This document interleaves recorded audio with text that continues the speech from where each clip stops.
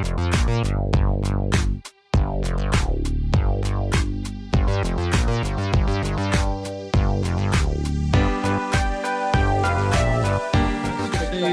Val. Hello, guys. Welcome. Volker and I are still doing a little bit of the secret behind-the-scenes stuff that nobody's ever supposed to see. So avert your gaze. Avert your gaze. We are so prepared. Yeah. There we go. Oh, good. I'm in Dropbox now. That's very good. Yeah, it was a JPEG you sent me. I'm not sure if that's what you meant. There's Shane. Good. And Andrea. Hello, mate. How you doing? Are you guys on that? You are on the same mic. That's so great. I can see Shane over your shoulder, Andrea. You're giving the whole game away. Well, so what would be more awkward is if we saw Shane moving and he wasn't moving. And he wasn't in the other one. Blimey. Whoa. Shane exhibiting weird superpowers. Right. It'll be the first time. Well, that's why you're with him, right? Massive latency. Andrea, take a screenshot now and put it as your background. Yeah, I was gonna say. That's great. That's so good.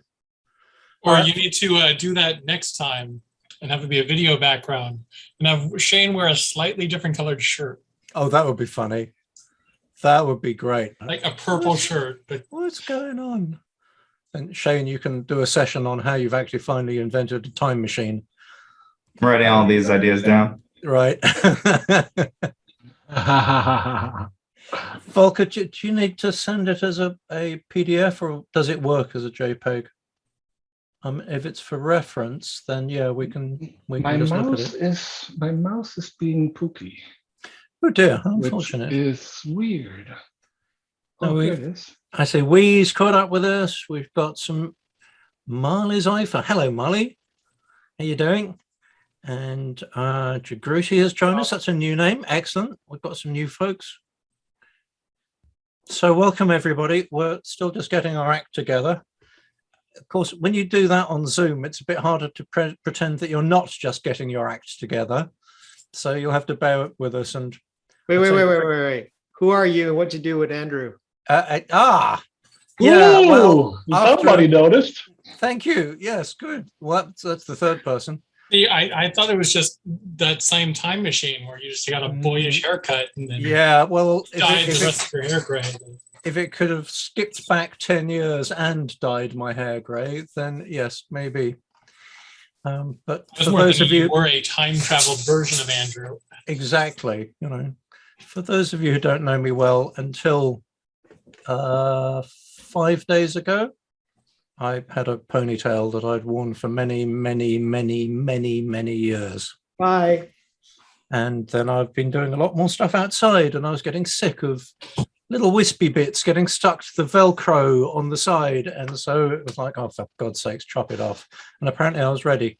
I haven't missed it for a moment. And I've got my cute little kiss curls back again. See, so there you go. My wife likes that.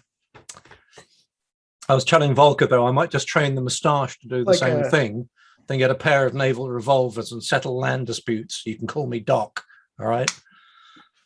So there you go. All right, now, who else have we got joining us? We've got James joining us. Welcome, welcome.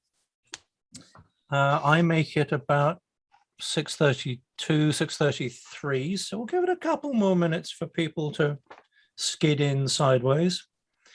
And it's a delight to see a bunch of new folks. I was about to say, it's so great to see so many new people. Welcome, That's everybody. Great. For those of you who are new, we quite regularly sort of have sessions like this with the same old crew, and we all sit around and vigorously agree with each other about stuff. So it's really rather wonderful to have some new faces in. So very good. I'm glad we found the politically correct way of describing that. That was very elegantly, gracefully done. Ah, yes. Well, I'd say Grace is my middle name, but yeah, no, it's not. No. There's hi. Good to see you again. There's Olaf. Very good. So I tell you what, it would be, because we've got some new folks, at the very least, I don't want to spend ages on icebreakers where we all get 10 minutes to tell people where we're at. But I would like to know where people are, just geographically. It's amazing. We sometimes have people showing up from all over the planet. Sometimes it's just folks from around the San Francisco Bay. So how we'll do this, I'll just say where I'm from. Then I will pick the next person who can say where they're from. Then they get to pick the next person. And we do that until we run out of steam. And then I'll introduce Volker and we'll get into the evening. How does that sound? So I'm Andrew Webster. I'm the founder and co-host of this meetup. And I live in Hayward in the San Francisco Bay. And I got here via Alabama, Australia, and originally the UK. And I would like to hear now. Oh, there's Eric. Good. I'd like to hear from Olaf. Where are you from, mate? Well, originally I'm from Denmark, and right now I'm in San Jose, California. Very good. And I will just go to that side, which on my screen is Volker. All right. I had to admit this morning that I've been in the Bay Area for 30 years. My head exploded. Originally, I'm from Germany, and then it's indeed that is Wow. that's just. I'm amazed. I don't have to color my hair yet.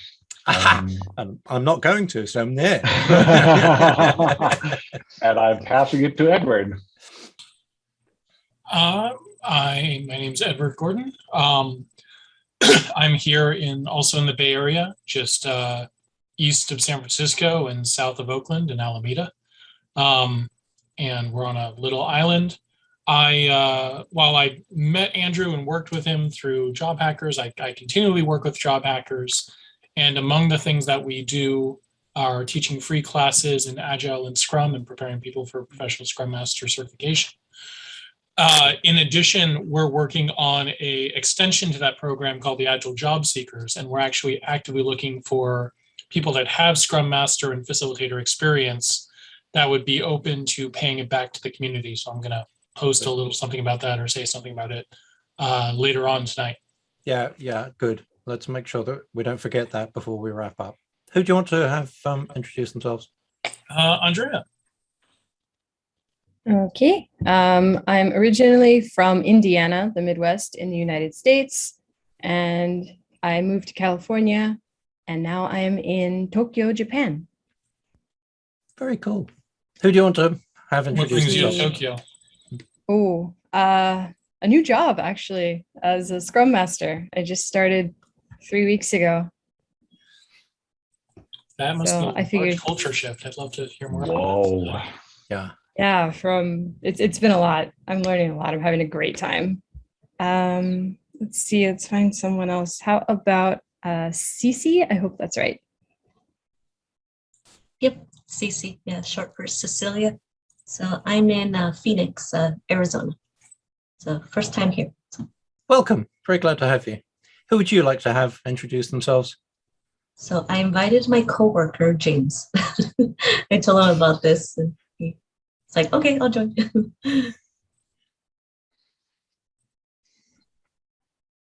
Oh, you're still muted. There you go. This is James. Yeah, I'm from Phoenix also. And this is my first time on one of these. Welcome. Very glad to have you as well. Very good. Who would you like to nominate to go next? How about Jagaruti? Yeah, hello everybody. This is my first time too. So my name is Jagruti. I live in Oakland. Moved to California 2.5 years ago. Before that, I was in Baltimore and then studied in Chicago. We're originally from India. Very good. Welcome. Now, who do you want to nominate? Who have we got left? Valerie. I said it right. Sorry. Yep. Hello, everybody. Valerie, and I live in Dublin, East Bay of the Bay Area. Been here about 24 years via Hawaii, Colorado, Virginia, and back to California. And I also run a nonprofit, all volunteer-run free youth technology and leadership club for kids K through 12. We just started back up once a week sessions. And I just opened a clubhouse club. So if you guys want to talk about youth education and leadership development and anything like that, please join Tri-Valley Coder Dojo Clubhouse. All right, thanks, bye. Right, good. Who are you going to have? Who are you going to introduce? Valerie, you better put that in the chat so that we can actually find it. Hi. Yeah. Hi, I'm Galina. I'm from Moscow, Russia. Originally moved to San Francisco Bay Area in 80s. Right now I am in Walnut Creek, California. Very good. Who are you going to nominate, Galina? Eric is left. Eric, did you have a chance? There he is. I haven't gone. Yeah, I grew up in Seattle, went to school in Oregon, and found my way to California to be a distance runner. Like Volker, I've realized that I've now spent more than half of my life in California here in the Bay Area, and I live in Mountain View now. And I think Pavit joined late. So yes, good to see. Excellent. Haven't seen you for a while, Pavit. Pavit, we're just saying where we're from as an introduction. Hi. I'm sorry, I'm going to turn on my camera a little later, but I think I call myself a world citizen at this point. I was born and raised in different parts of India, all around, and I've lived in the States, a few states, and now I'm in Canada. So, Got it. Who do you want to have go? Let's have a little finger wiggle from people who haven't gone yet. We, Marley, Shane, Shane. Hey friends, I am originally from Los Angeles and currently sitting right behind Andrea in Tokyo. Let's see. Let's pass the ball to Ha. Hi, so I'm originally from Vietnam, and then I moved here 14 years ago to San Diego, and I've been here ever since. Very good. So let's go to Hui. My name is Wien Nguyen. I am also one of the co-hosts, co-facilitators. I am in Richmond, California, by way of San Francisco, by way of Fresno, by way of South Vietnam. That should date me. Anna,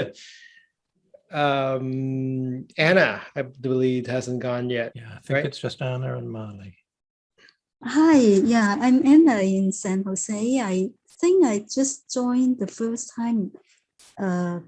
So I'm just checking it out. I've been in the US, in the Bay Area for 9 years now. I previously was in New Jersey, Dallas, and San Diego as well. So I've been moving around a little bit. And my originally hometowns from Hong Kong. Thanks. Got it. Very good. Marley, I think that leaves you. Okay, hi, I'm Marley, and I'm living in Alameda, California right now, but I just moved here from Idaho, so 2 days ago.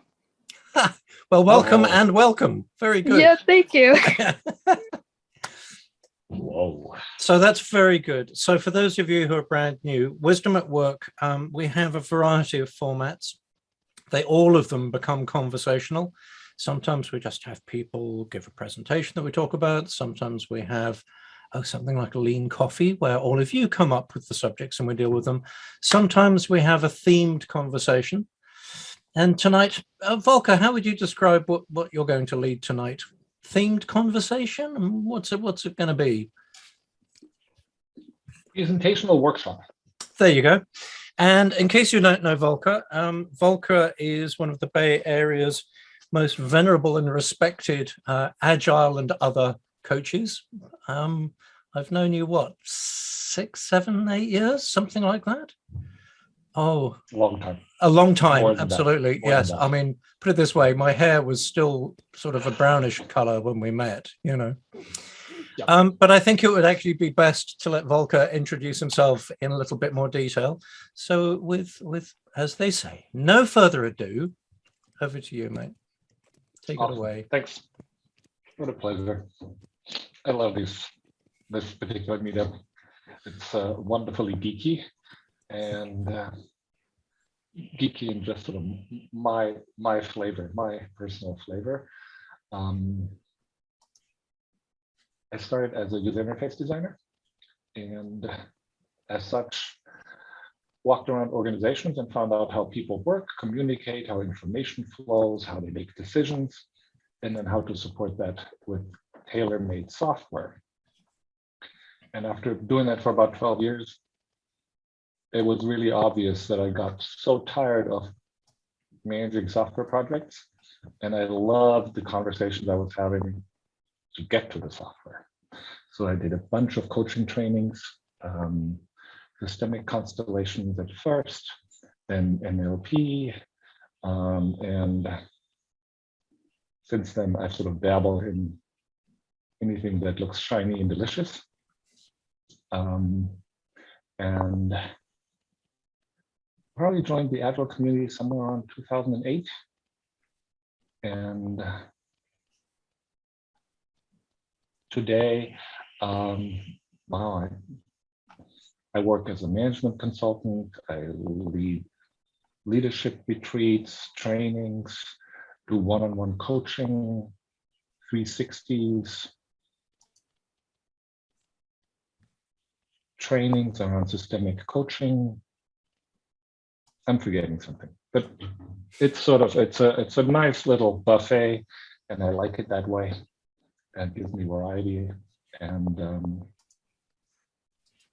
a big range, sort of very tactical and practical, to very woo-woo and out there. And they nicely overlap and support each other. Which brings me to tonight's topic. It is pretty much straight out of NLP. And one of my favorite places to go when people really get on my nerves.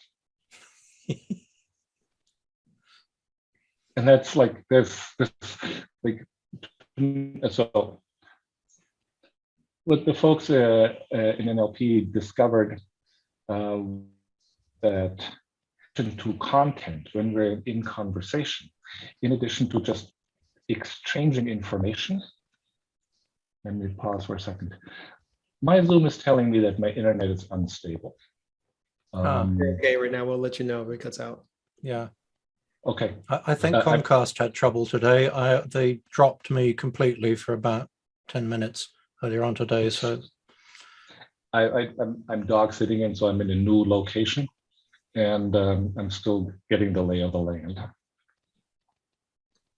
All right, so they discovered that in addition of exchanging actual information, so the content of the conversation, that our language has structure.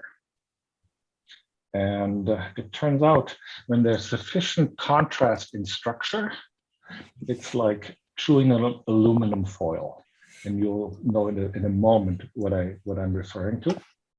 And literally, like sometimes every week, I'm in a meeting and I'm starting to bite my fingernails, and in conversation with someone who is getting on my nerves. And one of the first places I go check is in what they call a meta program mismatch. And as soon as I find out of, I don't know, if there are maybe 10, tonight we'll cover 5 or 6. But as soon as I find the mismatch, my ability to be patient and shift my stance to know how to listen to that person makes all the difference in the world. and then I'm back able listening to the content that they're trying to convey without having to want to strangle them over the mismatch in structure. I'm curious, can we have a little show of hands? Anybody who has never had the experience of people getting on their nerves? Oh, there you go. That didn't take long, did it? Just thought I'd check. No saints here. No saints here. It's particularly helpful when that person is your client.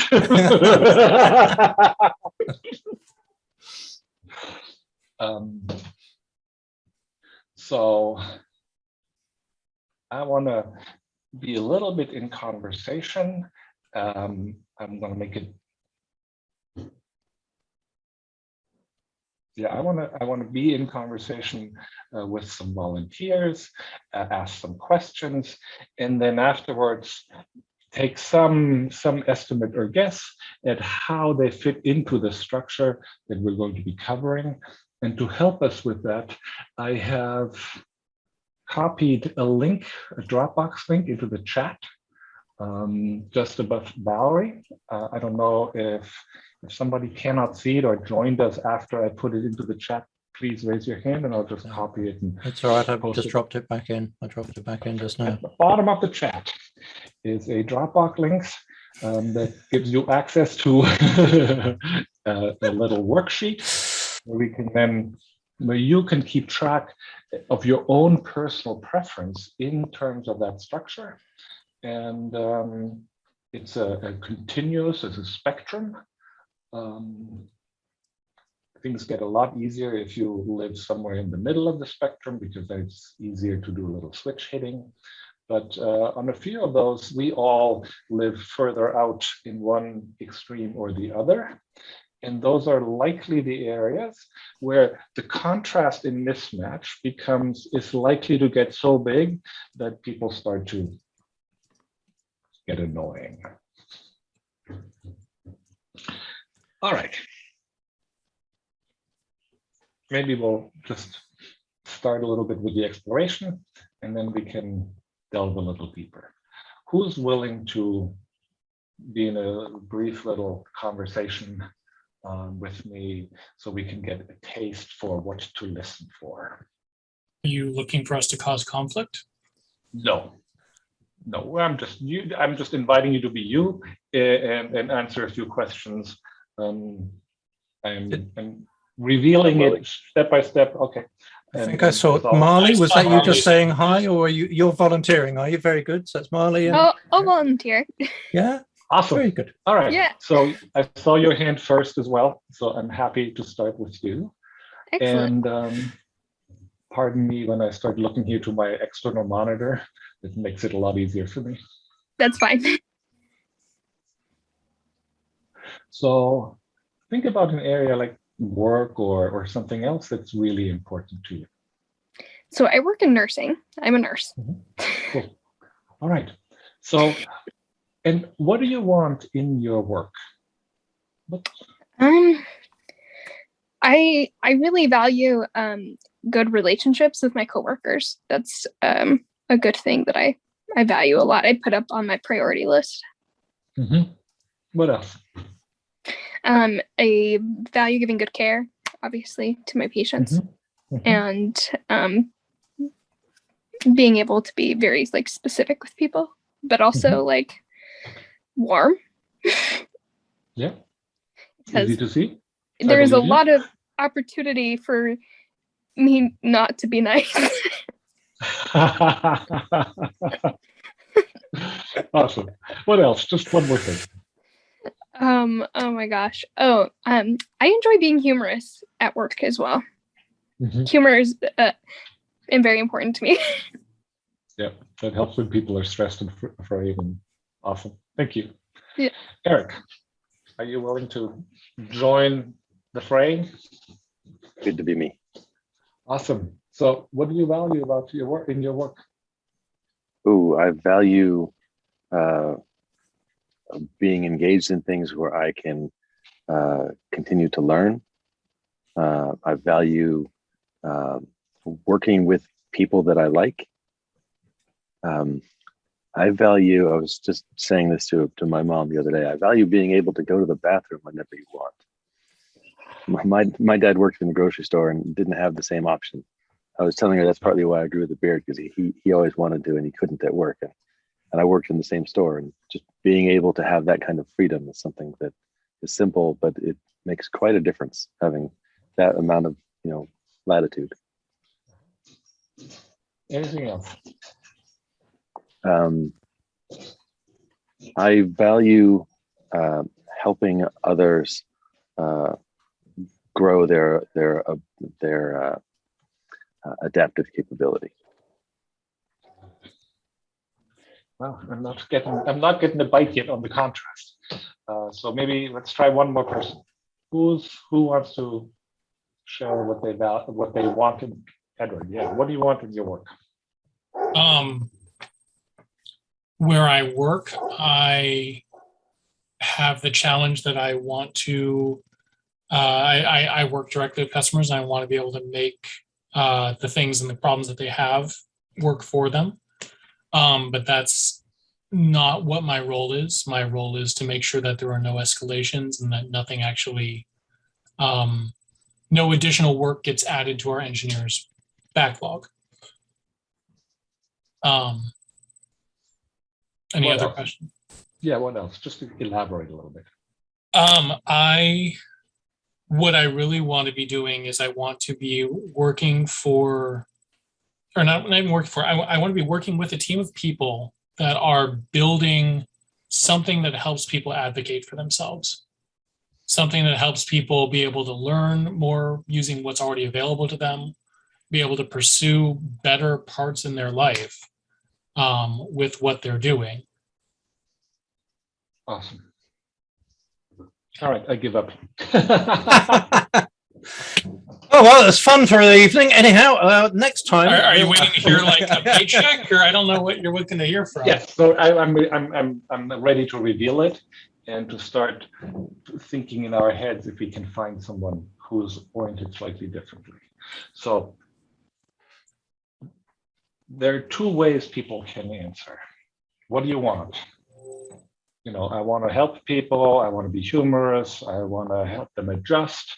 And these are all grammatically, in grammar, we call that stated in the positive. I want X. And grammatically, we have two options. We can also answer by, I don't want Y. What do you want? I don't want to work with stupid managers. I don't want to, have to work all weekend, or I don't want to do night shifts. Or so when you ask what people want, the first thing that pops into their mind is what they're trying to avoid. Volker, I don't want to worry about the world ending in my lifetime. Fair enough. Yeah, I'm right there with you. And so as I was asking the question about what do you want in your work, I was listening not for content. I'm a little surprised I even remember that. Yeah, Marley wanted to be humorous. But what I was listening for was the grammatical structure of the sentence that came.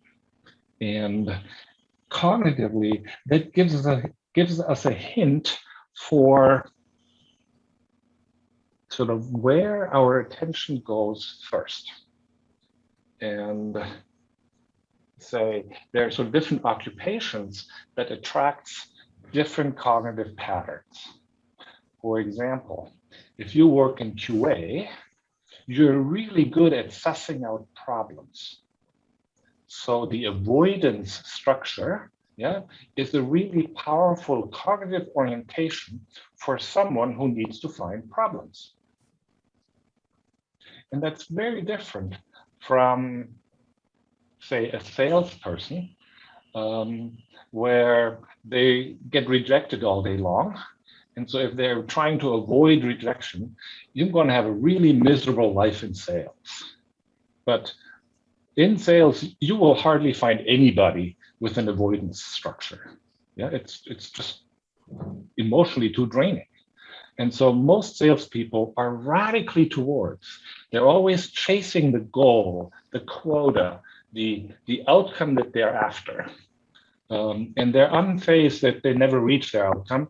But they are chasing, they're hunters.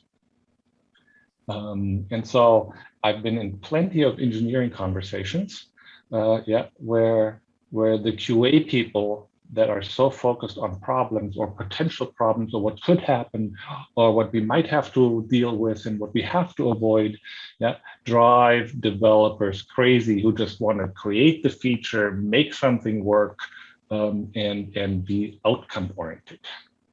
Does that make sense? So on that little program, meta program tracker in the NLP lingo, the avoidance strategy they've called the away pattern, the away from pattern, and the goal orientation, the outcome orientation, they've called the towards orientation.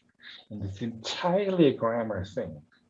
So in neuro-linguistic program, one of the realizations was that the way we structure our language, the way we grammatically orient our language is a direct indication of how we're processing information and how we're orienting ourselves in the world. And if that orientation, if there's too much of a contrast in that orientation,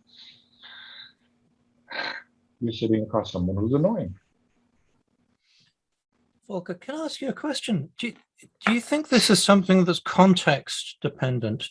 I mean, I'm thinking that sometimes when I've been operating in the role of agile coach and I have been deployed by management to go coach, and I'm seen that way by a team, that I will get answers to questions that are definitely by the book.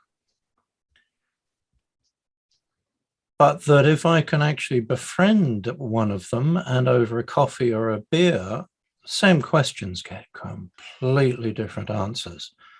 That, you know, in work, they'll be like, oh, yes, I just want to make sure the company succeeds. Out of work, they're like, oh, Jesus, I just want to stay out of goddamn trouble.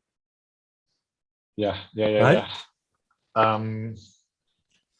So it's certainly, I think the patterns become more pronounced when we're under stress and duress.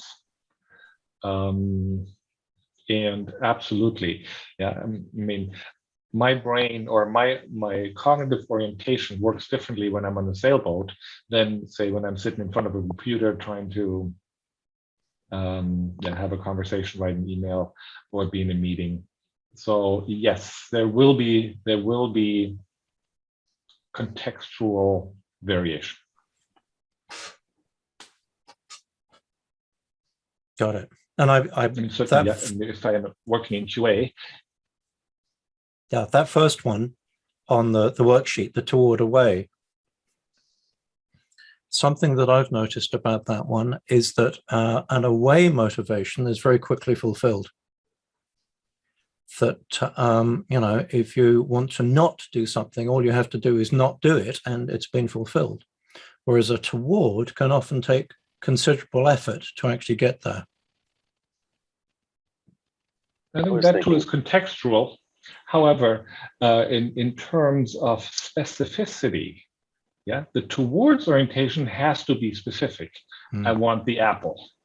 The away orientation is non-specific. I don't want the apple. Says nothing about which fruit I would rather have. So it's not necessarily easier to get or not to get because, you know, I don't want to fall while you're on a parachute.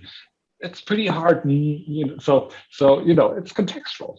But the specificity obviously is vastly different. Would it be all right if we asked folks here if they have any examples of that first one that they've heard? Of course, they would never, you know, themselves, they would be completely flexible in any situation. But has anybody got anything notable that they've heard where they're like, oh, now you're talking about this toward and away thing? I've got a colleague. My father-in-law came directly to mind. He worries like no one I had ever met, and is very much in that away, pushing things away. And now that he's retired, he wants to do nothing, have no responsibility, you know, and that's just, he's very far in that direction. But it also struck me that it's asymptotic in a way. that you can never actually get away from it. You're perpetually continuing to push away. Whereas you might achieve the goal on the other end. You're never going to achieve the goal. You're always in the grind, working towards the goal of pushing away. And I think for me, it depends, right? I mean, there are cases where it's a polar, there's more than one factor, right? Because there's sometimes like a polarization. There's something that's moving me towards something, like I have an aspiration towards something, but there's also me running away from something at the same time. Just as it is where they're moving together in the same direction, and then there is also opposition, right? Where I hate my boss, and what's a classic? It's sort of like I hate my boss and I hate my job. So the reason but I need an income, right? I need to eat. I need to provide for family, for instance. And there's a conflict there. I was going to speak to, I've actually seen it come from the other side, where you have a boss who he just wants to push on all of the different ideas that he has, but he never wants to hear about what could possibly be a problem. Yeah. Or he never wants it. And the avoidance is more towards any kind of conflict, because he believes that other people will take care of it for him, because he believes his goal is to be able to just push forward. And so I'm not sure how that fits in, because that's someone with a sales mentality that's expecting rejection, but then he just pushes the rejection onto other people. I'm not quite sure how that works. And just a general reminder for everybody, since we have a lot of new people here, like this is a salon, this is a conversation. It's not like, don't be shy you're welcome to hang back and just, listen, but you're welcome to engage, to encourage you to engage. Yeah, we learn a lot more when we are participating. Yes, I give at least 100 brownie points to anybody anytime they speak, and the first person to 1,000,000 can go home early. Okay. One of the things that's really important is there's no value judgment attached. Yeah. Now, I'm more on towards the away orientation, and if someone is super towards, it's really difficult to hang out. And it pushes me a little bit into the opposite direction, where I compensate for, okay, this person is so goal-oriented, they're not looking for potholes. They're not looking for unintended consequences. They will overlook any risk that this idea could go wrong. And then I become more risk averse and more likely to scan for what could go wrong. So we also a little bit affect each other in that stance. But if you are, I mean, a good friend of mine is very towards, and he gets himself constantly into trouble because, like, what could go wrong? It's a great idea. Boom, and he's already off and running. It's very painful to watch. So there's no value judgment, even though in our experience, we sort of in the title push the idea that these people can become very annoying. But that's my personal value, that's my personal experience in terms of sort of fitness for life. It's a very neutral thing and is entirely contextual in which situation you want what kind of cognitive orientation in the driver's seat. Al, let's see, you've got your hand up. Yeah, so I don't know if this is premature, Volker, or you wanted to go through the rest of it, but you mentioned that once you identify this person's construct or structure, then you're able to shift and then listen, relax and listen to their content. So what do you do to shift? My experience is that, mostly I'm not paying attention. I'm just in conversation and things are going well, and who cares what the meta programs are. When I am noticing that I get irritable, the first question is, are they saying something that is the content annoying? And it's extremely easy to confuse content with structure. So I get irritated with that person, and now I'm looking for a problem in the information that they're sharing. Why is this information irritating to me? And sometimes they're irritating because it's just a stupid idea. But more often than not, I discover, oh, it's not the content that strains me. It's the structure that I find irritating. And now I can listen differently to the content. So I can relax about the structure. And now I don't have to look for the irritation in the information that they're sharing. I know why I'm irritated. I can't necessarily do anything about it, but I now can keep an open mind about the information and the ideas that they're sharing. And it's not an irritating idea, it's an irritating structure. That's the shift. And as long as I'm not paying attention, I can't make the difference. And my first leap is to get irritated by the idea. Volker, could you provide an anecdotal example?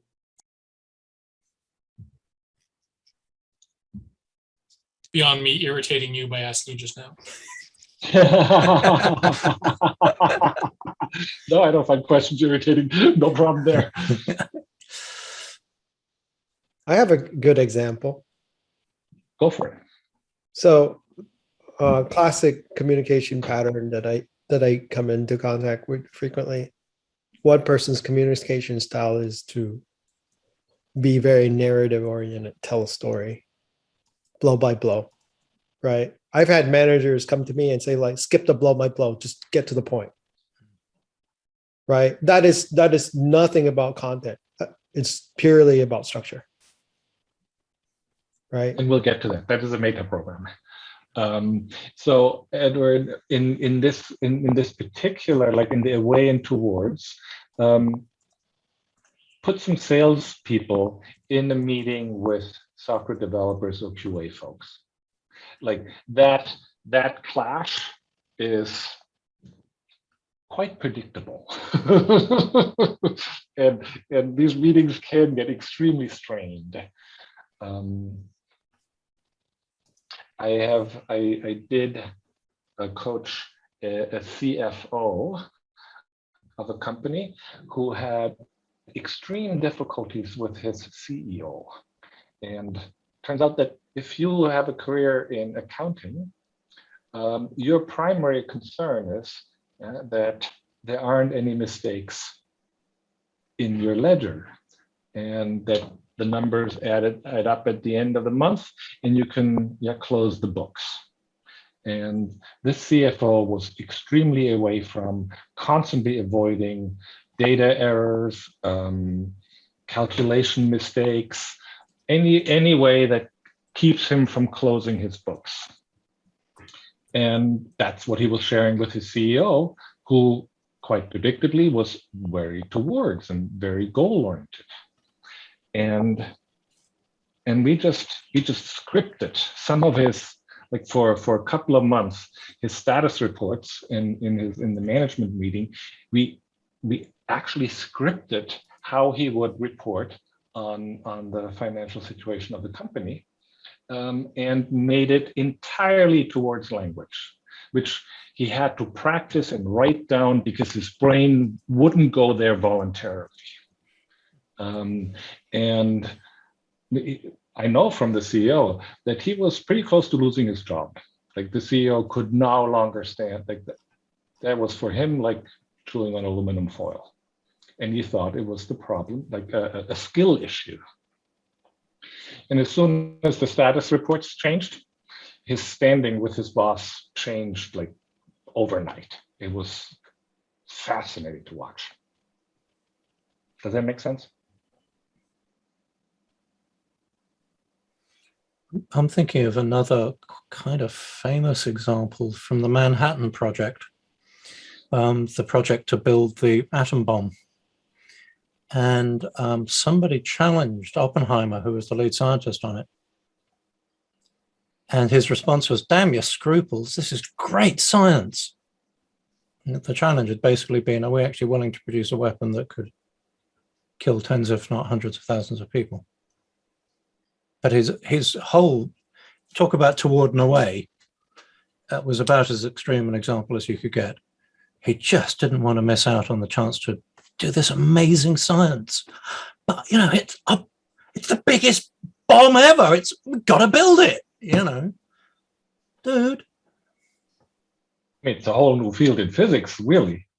Right? Yeah. You All right. Let me check in. Oh, sorry, go ahead. Let me check in, Andrew. We want to wrap up by 8? Well, we can wrap up by 8 and then lurk on the sidewalk for casual conversations till 8:30. That's how we usually do it.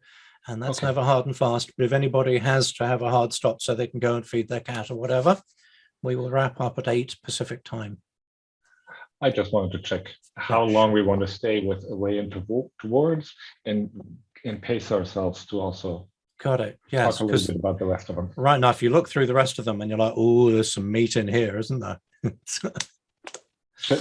Edward, you wanted to make one more contribution, and then I'm ready to go to the. I was just going to say, similarly, the way that we track data right now is a similar kind of Oppenheimer event where, you know, machine intelligence and facial recognition, the science and the work that's going into it is much more impressive than the questions being considered or the avoidance.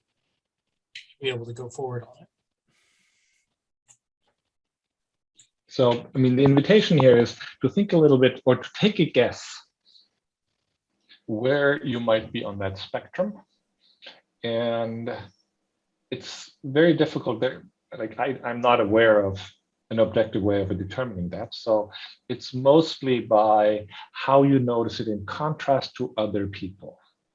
And so if you are more away oriented, you will find the towards people annoying and the other way around.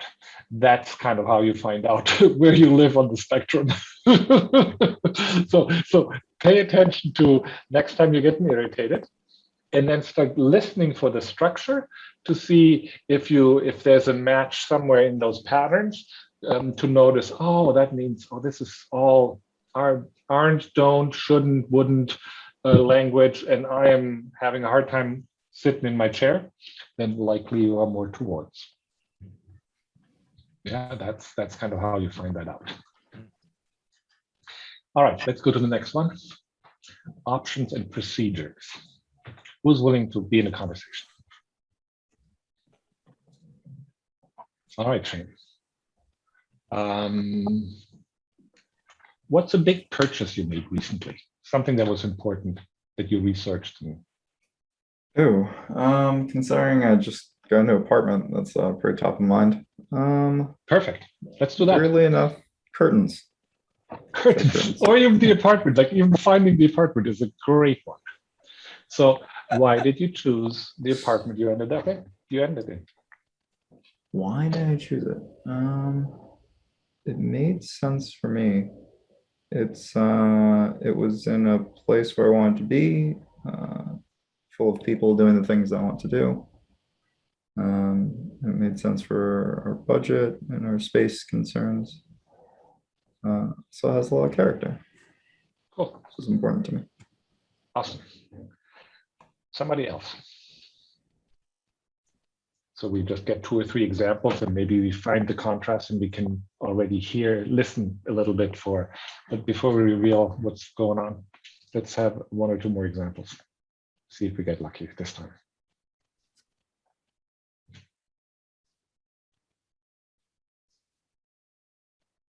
I'll give it a go. Awesome. So a big purchase, big decision. Last week we took a break and we wanted to spend a bit of money to go and stay somewhere and get up to some stuff. That was a chunk of change. Awesome. And why did you choose that getaway?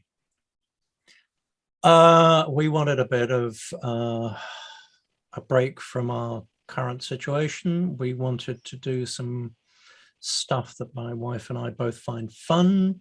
We wanted to do it somewhere where we didn't have to do the washing up afterwards. And we wanted, I don't know, to go somewhere where we could surprise ourselves a bit. Sweet. Okay, one more. Looking for more contrast. Eric, all right. Oh, we just decided to have air conditioning installed in the house. Awesome. And why did you pick that air conditioning system? Well, it wasn't so much the system, but the reason why we decided to get it is because we're having, lots of hot weather days, and they're coinciding with smoky days, and not being able to control the temperature in the house, or having to close the windows when it's smoky and it's super hot inside, and not being able to cool the house down overnight has become untenable. Awesome. We want to be able to keep it cool when we want. We want to be able to avoid the smoke, have air filtration and such. Sweet, great. So here's what I was listening for. So the archetypal question is, why did you buy the last car? And if you're options oriented, or you can also sort of in parentheses criteria, the standard answer is it was red, had 300 horsepower, and 4 doors, a trunk for the dog. If you would ask a procedurally oriented person, why did you buy the car? They jump into a story. They jump into the process of arriving at the decision, not the criteria for the decision. So the old car was starting to leak oil. We had all this mess on the sidewalk. And then my father-in-law came by, and he's a car guy. And then he helped us drive around for 3 days and picked out the yellow one that we found there in the back of the lot. And you'll get a story. So the difference between the process of arriving at a decision versus the criteria that drove the decision. We got a little bit of that from Eric. Yeah, there was a little bit more narrative about the bad air and the temperature and living in the hot part of the Bay Area. And say with Andrew, it was a lot more clean cut of price, no cleanup, something else. Yeah, adventure. I have a procedural example. Say again? Example where I went through procedure recently for the purchase. Can you hear me okay? Am I the only one with problems? Yeah, your audio is really rough, Galena. I wonder if it's, I don't know whether you have a better microphone or what. You sound like you're talking from the bottom of a well. Yeah, it didn't care. How about right now? Is it better or worse? Keep going. That's I think that's better. Yes. You may want to turn off your video so that your bandwidth is a little better. I had I work in software. However, Oh, Galena, I think we might have lost you. Yes. Yeah, I think that's not working. Is it first time? Oh no. Try again. Try again. Tricky. No. Okay, so much for that. All right. Can you hear me? No? No, Galena, I'd love it if we could, but it's really messy and yeah. Oh, well. Sorry about that. I have no idea what's wrong. Anyone else got an example? Maybe if you want to put it in chat, if it's short enough to put something in chat, I'll be able to respond. So earlier you were talking about the manager that forces people to get to the point. he was probably pretty strong on the options side. That's right. And when someone started to go into a story, he was ready to pull his hair out. Yeah. Yeah, that's the response to structure. Now, the funny part about it is, if you interrupt a procedural person halfway through the story and ask them to get to the point, they will go back to the beginning because they can't find the midway point to their argument or to the information they want to share. So they go back to the beginning and then maybe not in the same level of detail, retrace their steps up to the point where they got interrupted, and then they go back into detail and finish their thoughts. So interrupting a storyteller will guarantee that you listen to the story a second time. Yeah. Or that you're definitely interrupting their you're interrupting their literally their nervous system, how they're wired, because in a way they've chunked that information through a narrative, like we live through experience, right? Yeah. And so when you go and you disrupt it, it's like, you know, I grew up learning how to play piano. There were a lot of songs where I can't just randomly access any set of notes. I actually have to start it at particular segments in the song because that's how I chunk that information, right? Yeah. Absolutely. Cece, you have your hand up. Yes, I was going to say that is my manager. When he wants something completed, there is a story. And when another lead or someone interrupts him mid-story, he's like, where was I? And then he goes back 2 sentences and you're like, so, yeah. Yeah, guaranteed. Like in my meta programs, I'm pretty extreme on the options side, and storytellers drive me nuts. That's one of those places where, like, okay, just keep breathing, do not interrupt. Maybe there's we can come to an agreement, like, okay, there's some bottom lining, like skip some of the details. But that only makes a small degree of difference. You will have to sit on your hands and just allow for it. Now, of course, if you're in a context where communicating emotions or sharing emotions is of paramount importance, the storytellers, hands down, win every time. I'll give you 3 good reasons, and they will be devoid of emotional value. But when you listen to a story, you'll be taken along. A lot of salespeople are storytellers. And, oh my Lord, coaching salespeople.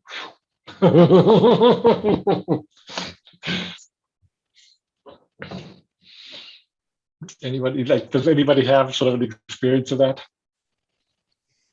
And where do you suspect you are on the spectrum?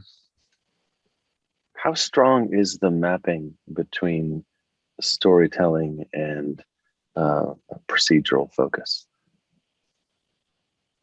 Is it an indicator or is it the indicator? It is the indicator. And from a work perspective, this cognitive orientation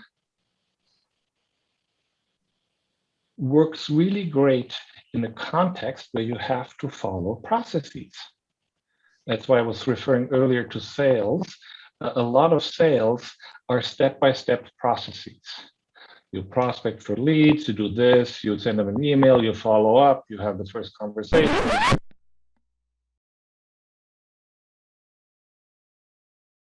So, and a lot of sales is emotional enrollment.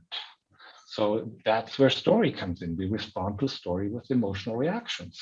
And that's why they're able to enroll us and convince us and make them join them. And then, they have all these processes about the funnel and the customer relationship management process, where they have to go through these steps and flag things and activities. And it really helps to be procedural in sales.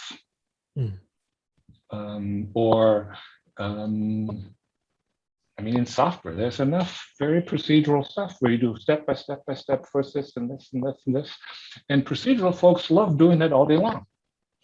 They feel safe, they're under control, they know what's expected, they know how to win. They can do that all day long.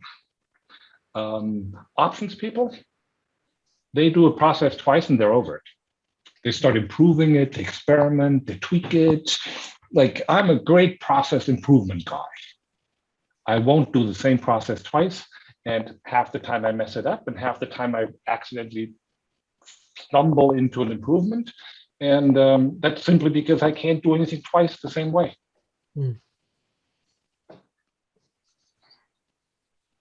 Valerie, you have your hand up? Sorry, I just wanted to bring attention. Galina posted something in the chat, and then I have a question. But first, Galina. Thank you.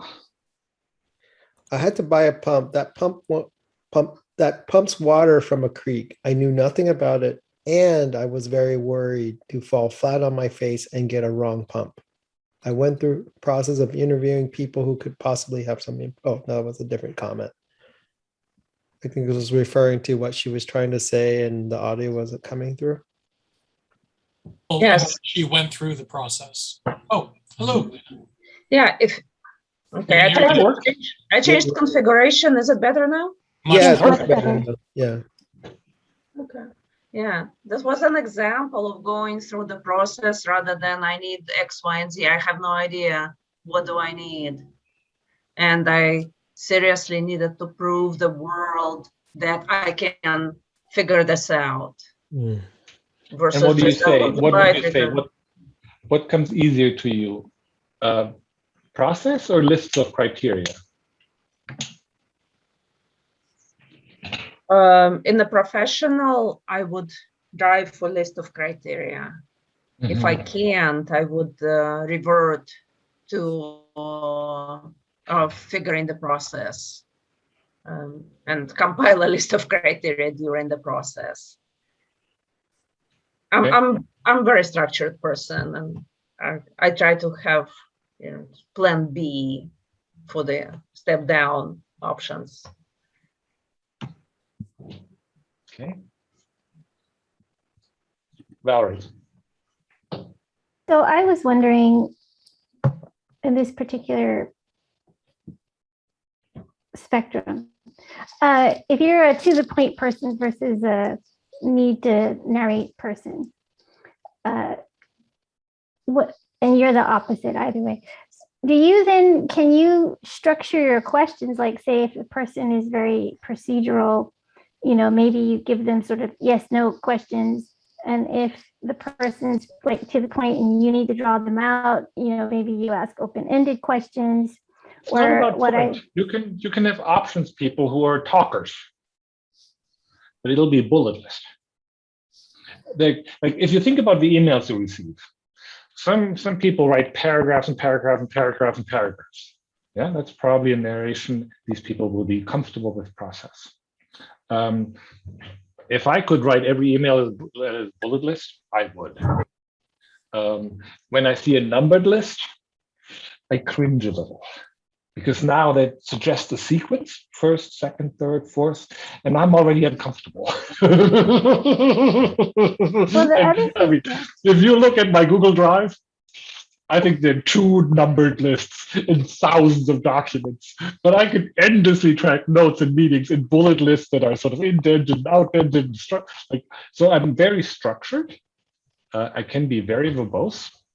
So to the pointness is not necessarily the criteria. It's more about the criteria versus process storytelling. Actually, sorry. Okay. I wanted to react to something that Volker said. I think sometimes talkers just want to wear you out.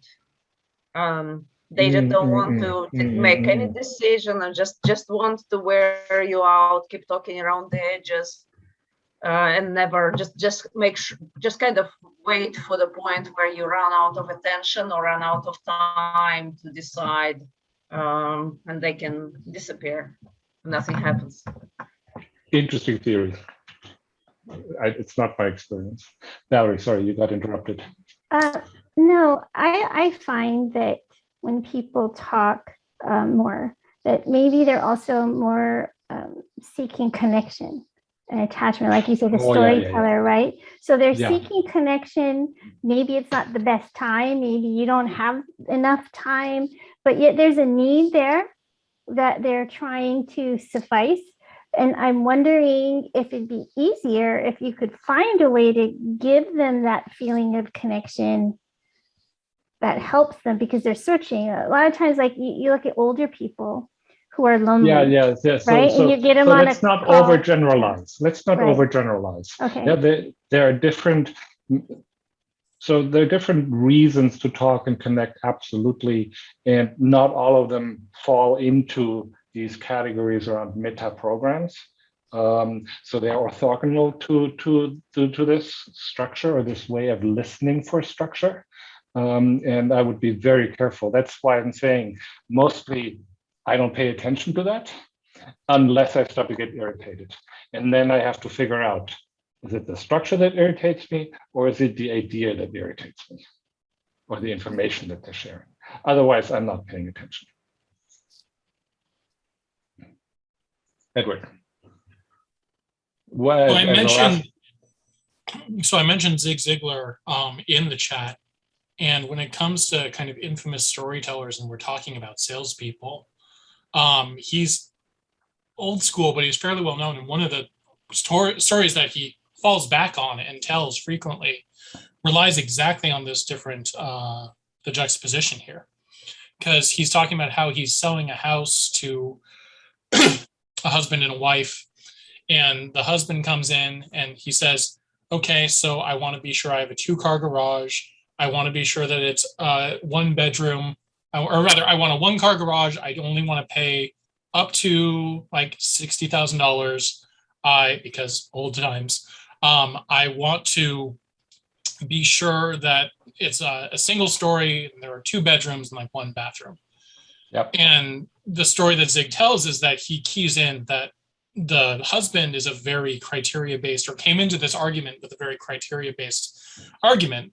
And he approaches this with procedure, and he says, okay, and I'm sure your wife wants to be able to take the car out. So there needs to be 2 different garage. There needs to be enough room for 2 different cars, because she's going to be going and taking out and going to her job and taking the groceries out and everything else like that. And that he keys into it being, my video is not on.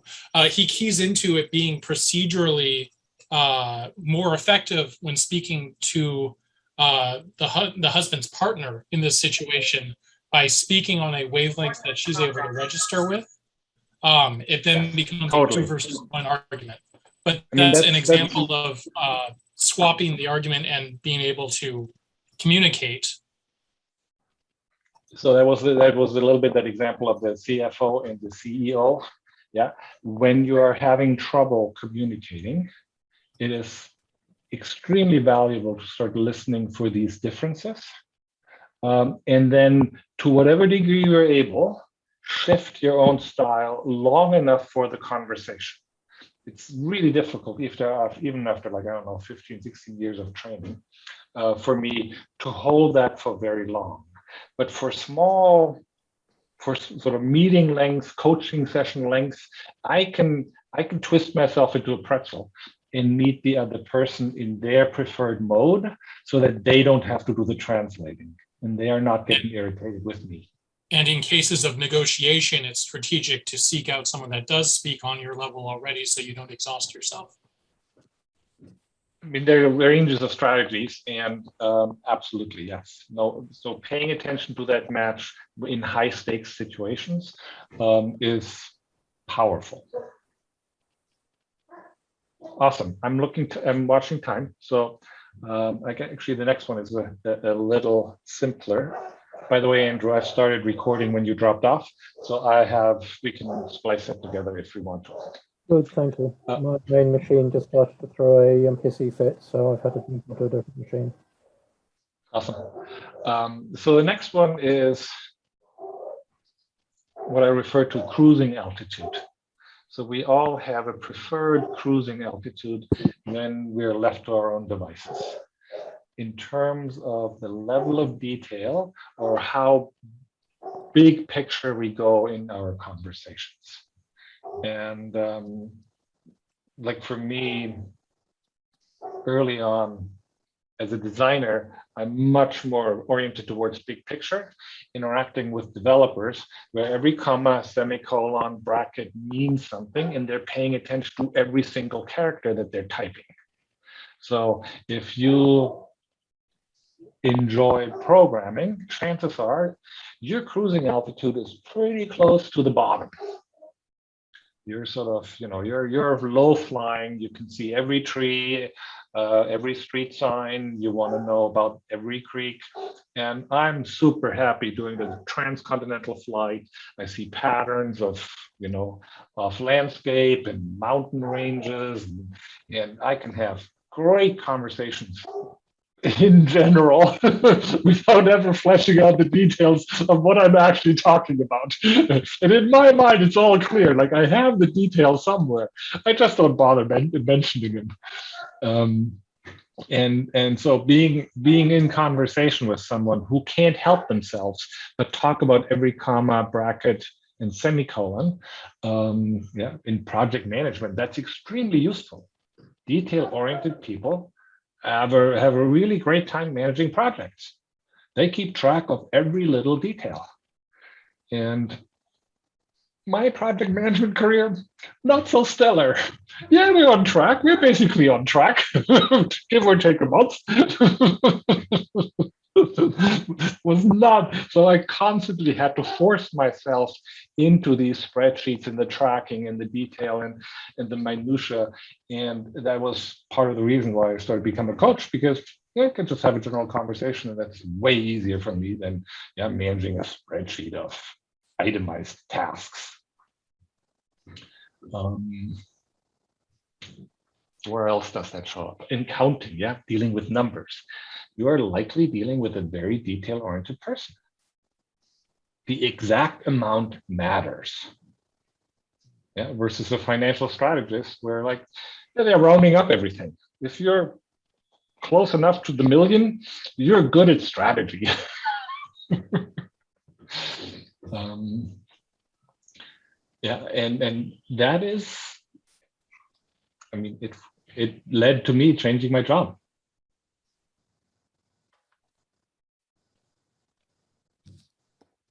Who can relate? Or if you think about it, where on the spectrum would you position yourself?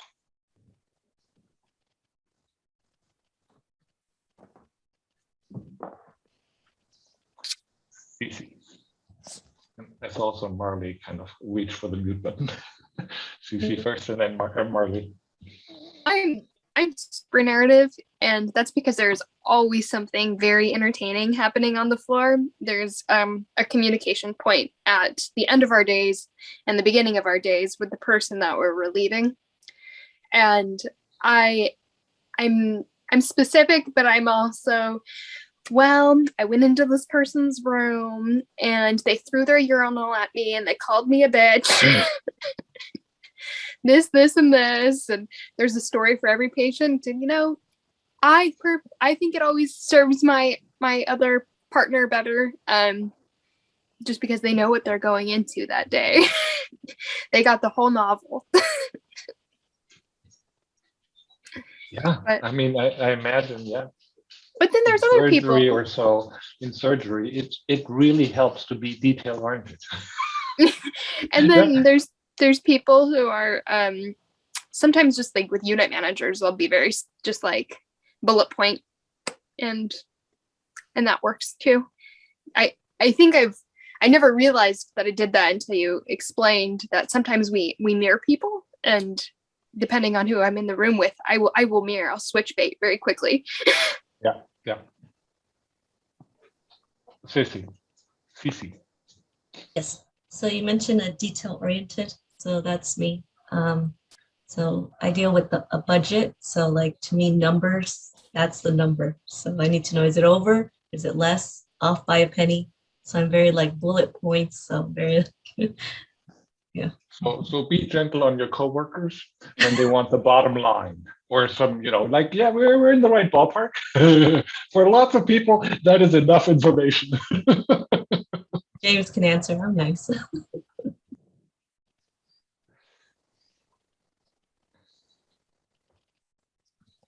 Jaguti, you're reaching for mute. Yeah, I am. I think it's pretty interesting for me. I think in personal life, some places I'm very a storyteller, detail oriented, and in my professional life, I think anytime I see list or if anybody tells me this is the exact steps you need to follow, I'm not that person. If I have to write procedure documents and somebody says, please write like step-by-step things to do, I really cringe at it. And at that point, I'm like, okay, you get the bigger picture, and that's what should matter, And I feel I like to keep it at the bigger picture because I feel the work that I do, I'm in information security, I think very detailed writing changes. The threat vector is changing all the time. The landscape is changing all the time. So yeah. I mean, and recognize too that I come up with really good reasons why my meta program orientation is right for the job. And those are mostly rationalizations. The meta program comes first, and then we make sense of it second. And there's a good reason. Again, there's no value judgment. There's a good reason for either. And I'm very options oriented. And options people are good at writing a standard operating procedure once if they never have to execute it. So writing processes for other people to do, I'm completely fine with. Receiving them will drive me nuts. Now, my trouble is I am relatively big picture. So my standard operating procedure will fit on half a page.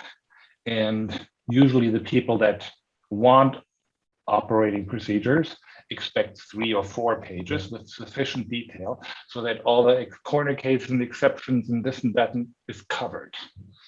And that would not be me. They only asked me once. Yeah, they find someone else for the job. It reminds me of recently when I took a meeting, take meeting notes. My boss is like 2-3 pages.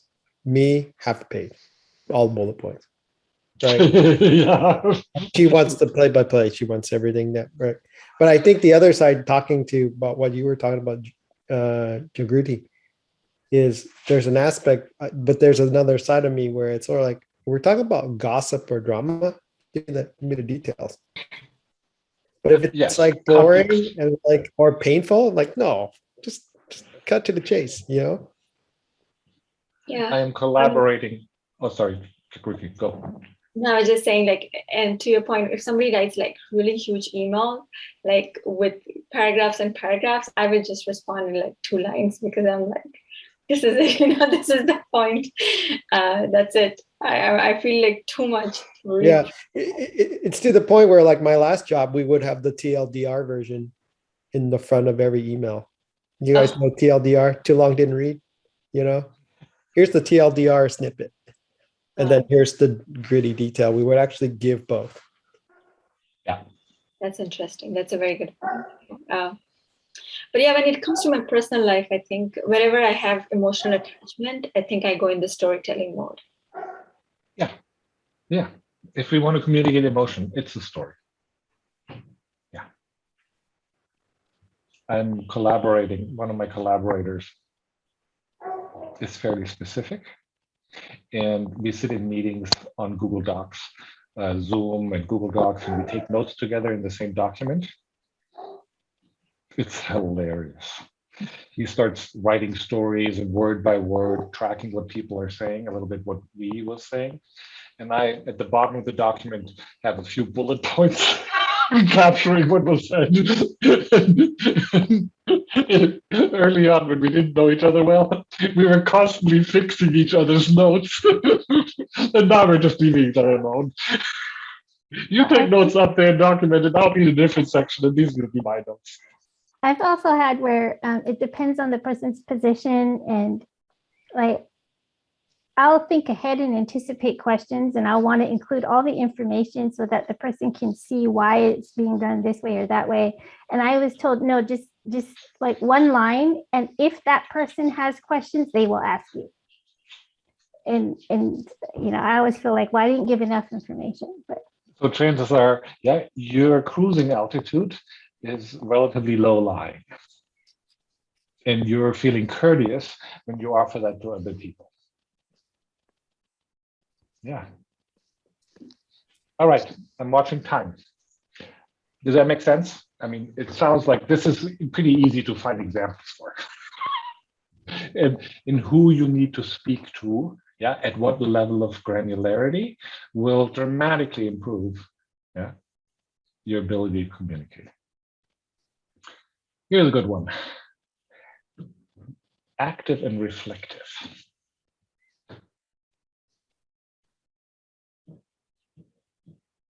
So there isn't a particular question that we can use to test it. Like I've used these in interviews. If you need to find someone who follows procedures, yeah, only hire the storyteller. So you can actually use these to approximate, apart from skills, yeah, a cognitive orientation that suits the job that you need done. And in active and reflective, what we're listening for is essentially the length of the sentences. A lot of people who are extremely results driven and they're doers use active language, and the structure is there's a subject and a verb. Go do that. I'm off. Yeah, cleaning the closet. There's no detail, there's no flowery language, it's subject, verb, and occasionally an object. And if they look at a long email with a run-on sentence, you lose them after the third word in the sentence. They'll never find out what you wrote them. Yeah, their email is got it. There's the answer.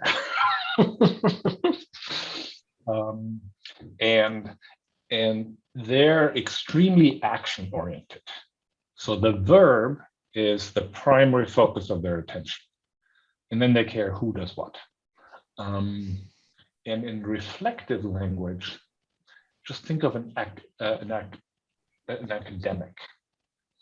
The sentences are extremely long, there are subclauses, there are plenty of adjectives. It's not just cool, it's very beautifully, delightfully cool.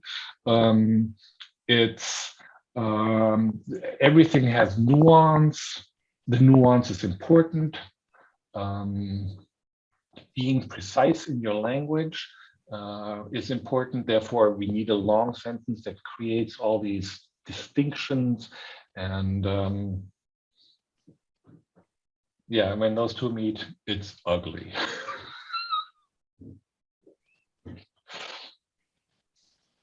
I'm relatively reflective, so I am likely to want to be nuanced about my language and use adverbs and adjectives, yeah, to be really clear and precise.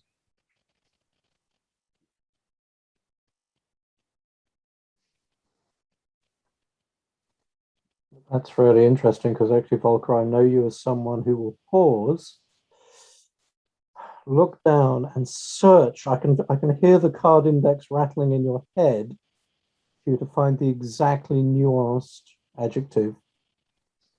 Yeah. Over time, I've shifted a little bit more towards more active language because that's a lot of the people I coach. And I had to train myself to not try to fit everything into one sentence. And German as a language is beautifully structured to allow you to have an entire page full in one sentence. And the verb, of course, is at the very end of the page. And I had to adjust because a lot of senior managers are action-oriented. They don't want to hear the nuance. They're not, they just want to know we're moving in the right direction. Keep going. Work harder. Talk to you later.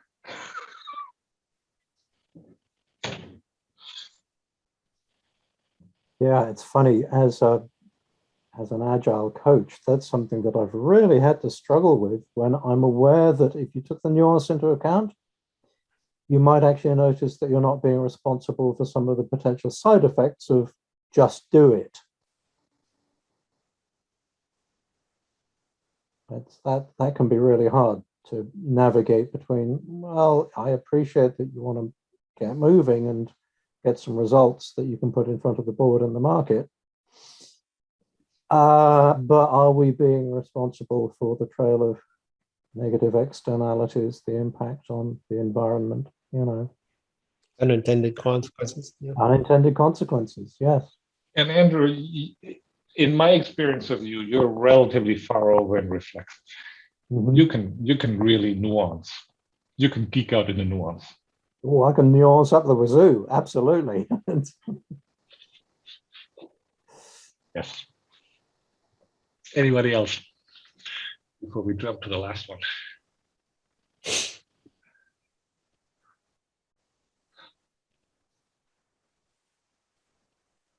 All right, good.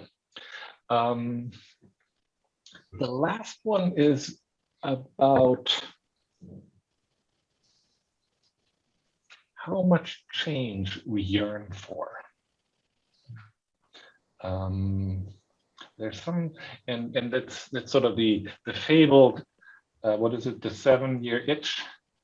So there are certain patterns in which people enjoy change. And it's like, roughly speaking, yeah, 1.5 to 3 years.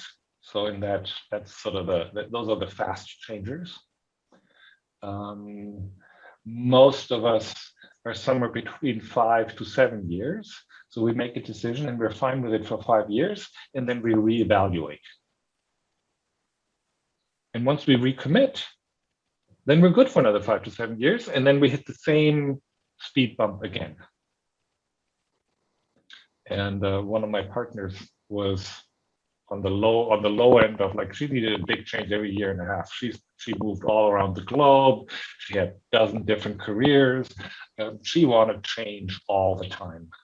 And we had to sort of come to an agreement that, okay, every 1.5 years, you're allowed to move the sofa around and redecorate the house, but don't question our relationship every 1.5 years. I can't handle it. It's just too much relationship processing. So change something else, but leave me out of the picture.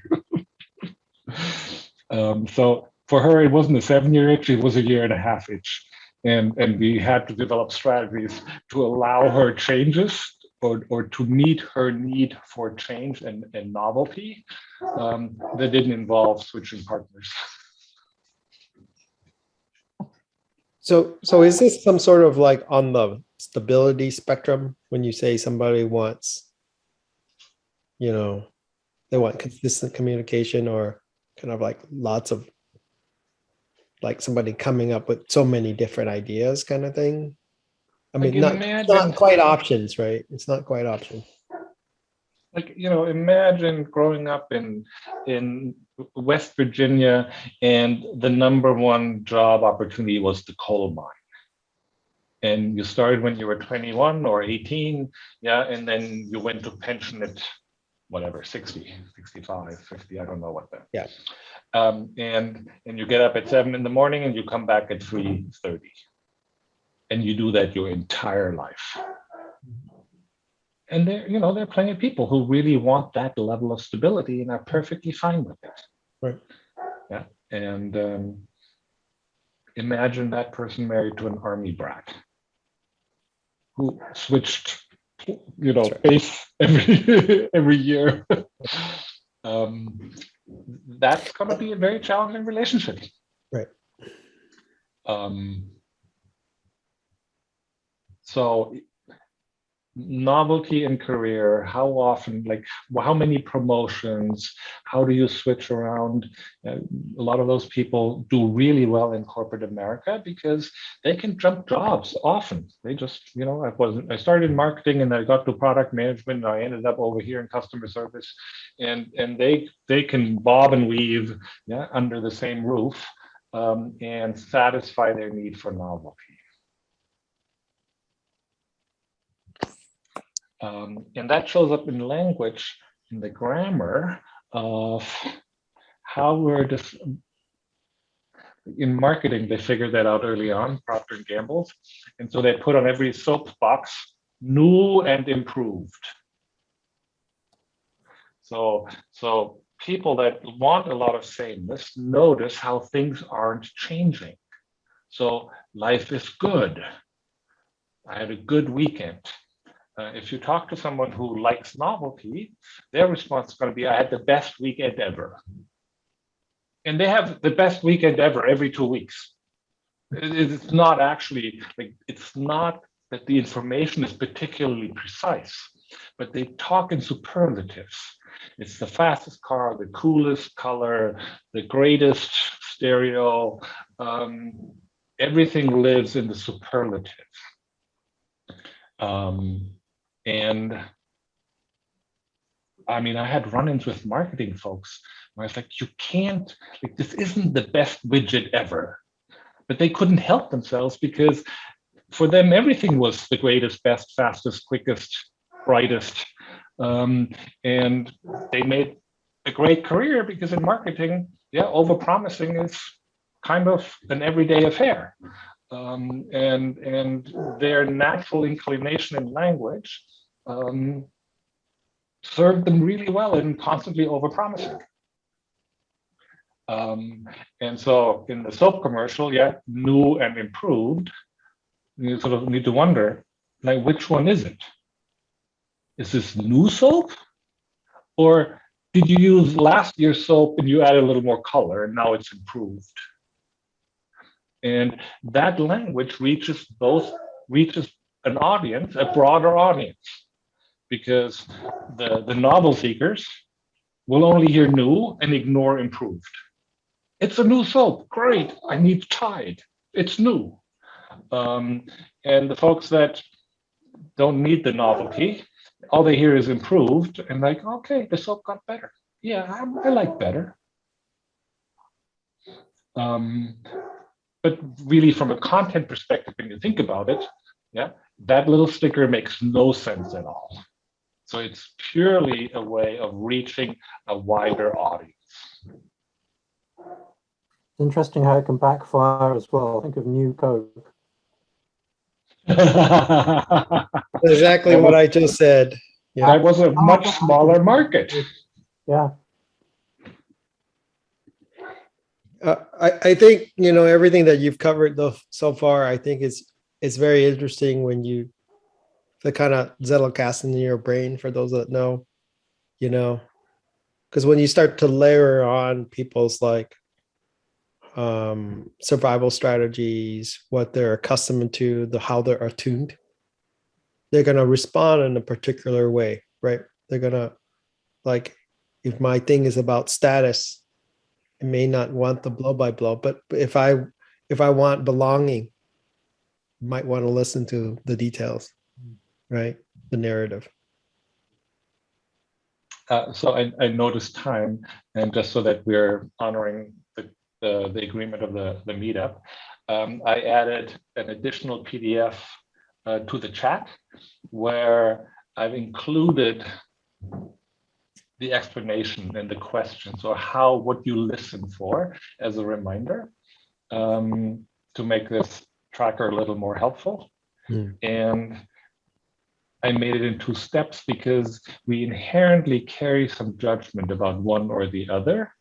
And I didn't want to taint any of the conversation or the response to the question by knowing or revealing what I am listening for initially. So I hope that is helpful. Very good. Well, as is the great tradition for these things, we'll keep this open until about past. If people want to continue the conversation, absolutely, it's here to be continued. Before folk drop off, I wanted to just, again, talk about the Agile job seekers real quick. Yeah, too. If anybody has notices, now's a good time to give them. Yeah, we're looking for facilitators for our next program going from September 23rd to December 3rd.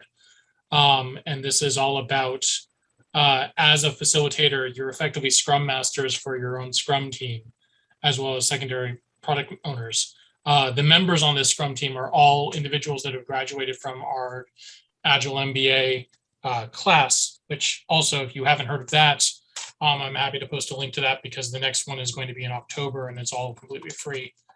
That we offer free classes in software development principles, I should say. It's not coding based, but it's much more about Agile and much more about Scrum and how to be able to organize and understand the value behind the different things that are going into your projects. Apologies, losing my voice. So I've just posted that link in the chat first off, but in particular, we're also looking for facilitators for any people that have been active Scrum Masters and facilitators. We would love to be able to have you starting September 23rd. We have a week and 2 weeks of training, followed by a week of you getting to know your team and really forming as a team, and then 6 weeks of you going off on your own. And the goal of all of this is for these job seekers to practice Scrum as they look for work and they build out their own job search and everything else. So as long as people are learning Scrum, that's the goal of your product, so to speak. So we have a whole method of being able to provide, what's the difference between this and what you find of Scrum in the real world, quote unquote. But as anyone that's practiced, it's always different wherever you are, as much as we'd like to be able to follow something that's idealized. I've just posted a link to the facilitator application form, which also includes a job description. This has also been posted in the Slack, but I can take just 5 minutes to answer any questions that anyone has about this before signing off. I'm also going to post my LinkedIn here for anyone that wants to connect, whether regarding this or job hackers or anything else. Yeah, that might be better if they just connect with you through LinkedIn. Well, of course. Yeah. But we do go through Slack as well. So before we ask Val just to remind us about her program, I'm just going to post in the link to our Slack. If any of you are interested in continuing this kind of conversation offline, we have a Slack space with many channels. I'd be curious to hear from people how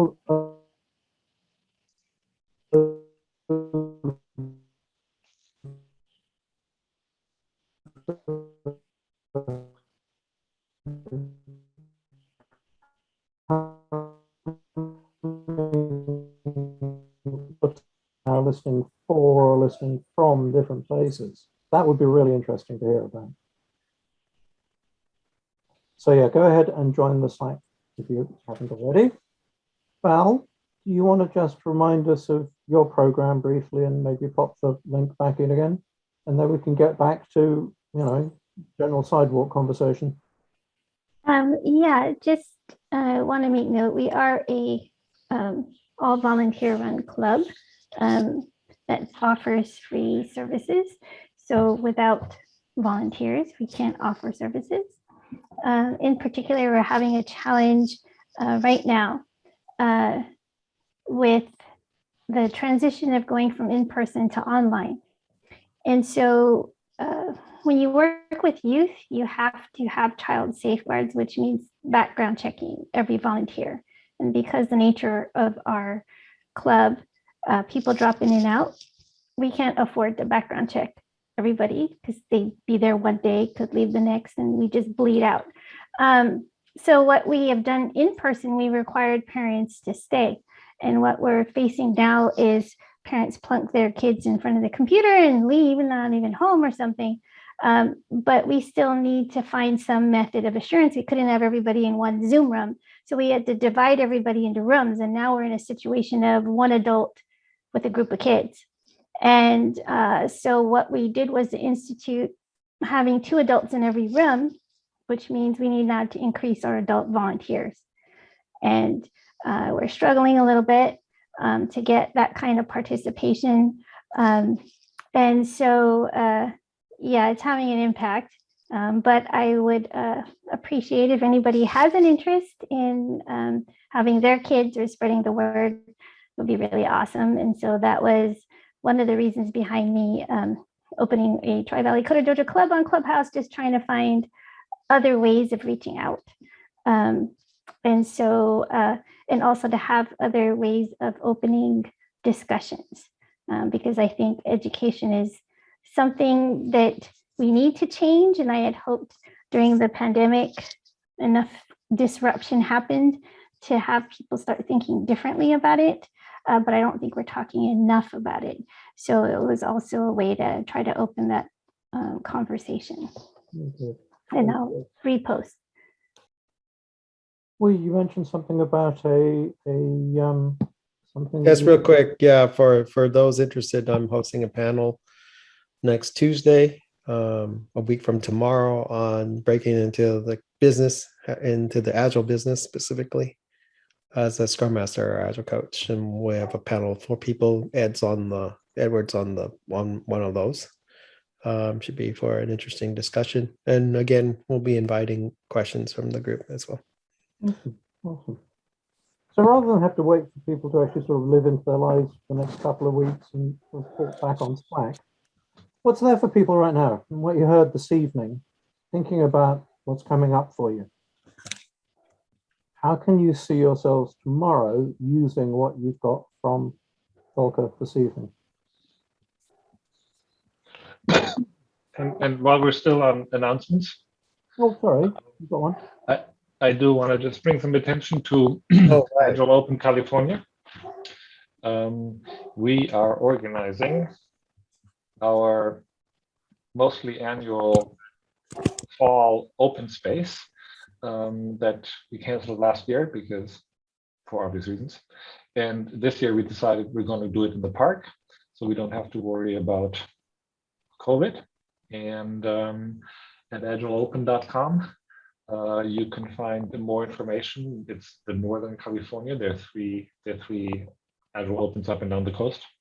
So it's the Northern California. It's happening in Walnut Creek in the park, and it's a blast. I'm done. Thank you. Strongly recommended. If you've never done an open space, it's an agendaless conference where the topics arise from the participants, which is great because it means that community talks about what they care about now, not what some pundit was thinking about 6 months ago. Fantastic. Very good. And anybody else? Anybody else got anybody got any requests? I mean, Edwards was really a request. The rest were announcements. No, good. So, like I say, what's there for people? How can you think about using what you've just learned? What's going to change for you in the coming week or so? I mean, I'll say without giving much more detail that this does apply to my work. I kind of already knew it about the particular individual. I'm still going to think he's an asshole, but I will understand why he approaches it that way. Yes, there you go. Isn't it interesting how if you're at one end of one scale, people at the other end definitely occur as assholes. Yeah, got it. Cece, I saw your hand go up and then Shane. Yes, I was going to say that I'll be, when I read emails, be more aware, like, are they listing paragraphs or are they, because I know I always reply back in 1 or 2 lines. So sometimes I feel guilty. I'm like, am I supposed to be equal to the same, that they gave 2 paragraphs, so I need to give 2 paragraphs. But if the answer is just 1 or 2 words, I'm like, here you go. So I'm more about being efficient. And I'm like, I'm just trying to work smarter, not harder. So yeah. Yes, And notice the judgment. Like we have a natural affinity to our style, and everybody else is an idiot. That's completely normal, and I'm just pointing it out. That is not actually the case. Shane. So when I was listening and kind of asking myself, like, where do I fall in these? I noticed that oftentimes in groups, if I feel that any of these specific categories are lacking, I'll take the opposite approach and kind of fill that space. And it makes me wonder, like, what is my own personal style? And also if I'm being intentional with how I want to set up a space, would I prefer the group to navigate in one direction over the other? And I'm not exactly sure yet. So it's like giving me things to think about in that aspect. Yeah, in NLP, there's a thing called the law of requisite variety, which is a fancy way of saying, if you can be more flexible than the other person, it's probably going to come out your way. And it's certainly, that's what I like about learning things like metaprogram, is that it'll actually allows you to have greater contextual sensitivity, that you're actually at choice rather than just having to know that you're right and the other person's an arsehole, for God's sakes. Yeah, when you're trying to convince somebody of something or an idea or enroll people, you will be much more successful if you don't irritate the fuck out of them. Oops. Yeah. Yeah, I mean, that was my thing I was going to say, was that I'm reminded that the people who love to tell the narrative, you have to wait out their story. Mm-hmm. And so the question is, how do you accelerate the story? Well, isn't it interesting? There's techniques for facilitation, like making a request that somebody speaks in one breath. Mm-hmm. Exactly. And they don't. Yeah.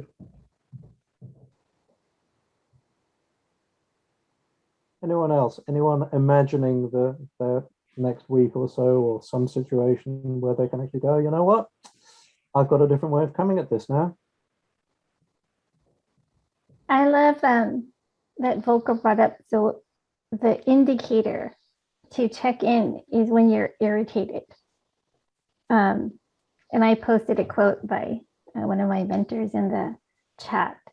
Always examine the interior, remembering friction in life comes through the exterior we travel through. And so when you start feeling irritated, that's like, okay, time to check in. I love that. So Valerie, I actually like that because I've been trying to do quite a bit. If I feel that I'm getting irritated, which means there's a resistance within me that I'm coming up with. And I particularly had a hard time with a previous manager. And I felt like there was also a lot of resistance on my side. So the moment I accepted my resistance and I kind of meditated on it, relationship became much more better. Yeah, and I find it's a good way of managing yourself, is I don't like tedium. And I was doing this very long document, and it was just, I felt like, I don't know, I might as well have a root canal or something. It was just like torture to try to get through this document. And so what I found myself doing was, okay, instead of, and I had to get it done. So it wasn't like, okay, let me try to avoid it. And so I was like, okay, how can I make it so that it's just not this torturous process that seems to last longer and longer and longer? So I started jumping around in the document, going up and down, fill up this one. Oh, let's jump back up there, just to, introduce some change or something, because I just couldn't stand it anymore. I couldn't work on it. So I don't know if that makes me squirrely or what, but I just had to do that. Oh, that's an awesome strategy. That's an awesome strategy. Knowing the meta programs of your manager is a really good idea. And just listening to language and some of the structure will smooth things out.